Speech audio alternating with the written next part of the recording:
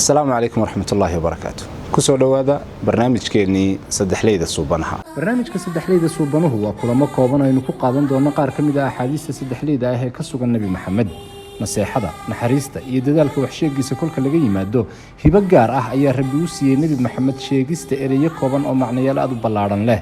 Sidoo kale waxa uu Nabigu sallallahu alayhi wasallam xirfad heer sarreysa u lahaa kala hormaynta iyo kala habeynta ereyada uu ummadiisa gaarsiinayo. Kani waa mid ka mid ah badda aan xeeliga lahayn ee axaadiistiisa oo ereyo ku astaysan tirada 3. fariinta uu barnaamijkani sidaana waa inaad daawada dhugato oo dheehato ereyada suubanaha sallallahu alayhi wasallam kadibna aad adigu kala baxdo fariinta ay sidaan haddii ay tahay waajib uu ku farayo xumaan uu ku diidayo ama waana kaaga timi nabigaaga aad jeceshahay. xadiidkan waxa warinaya saxaabiga loo og yahay Abu Hurayra oo magaciisu ahaa Cabdiraxmaan ibn Sakhar. waxa uu leeyahay waxa uu Nabigu yiri sallallahu alayhi wasallam waxa safar loo geli karaa oo cibaado loogu safri karaa 3 masaajid oo kaliya.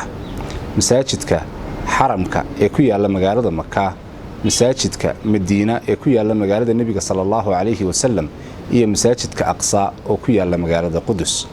xadiidkan waxa soo saaray labada sheekh ee Bukhari iyo Muslim. Abu Hurayra waxa uu xadiidkan ka warinayay Nabiga sallallahu alayhi wasallam ku sheegaya in safar cibaado loo geli karo 3 masaajid oo kaliya dunida.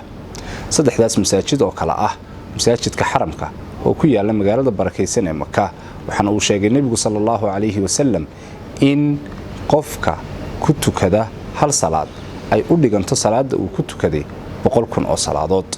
masaajidka labaad ee Nabigu uu sheegay sallallahu alayhi wasallam in loo geli karo safar cibaado waa masaajidka Nabiga alayhi salatu wasalaam oo ku yaala magaalada barakeysan ee Madiina. xadiidka Nabiga alayhi salatu wasalaam kala waxa uu ku sheegay in qofka ku tukada masaajidka Nabiga sallallahu alayhi wasallam salaada uu tukada ay u dhiganto 1,000 oo salaadood. halka masaajidka saddexaad uu yahay masaajidka Aqsa ee ku yaala magaalada Qudus ee haatan ay Yahuudu haysato.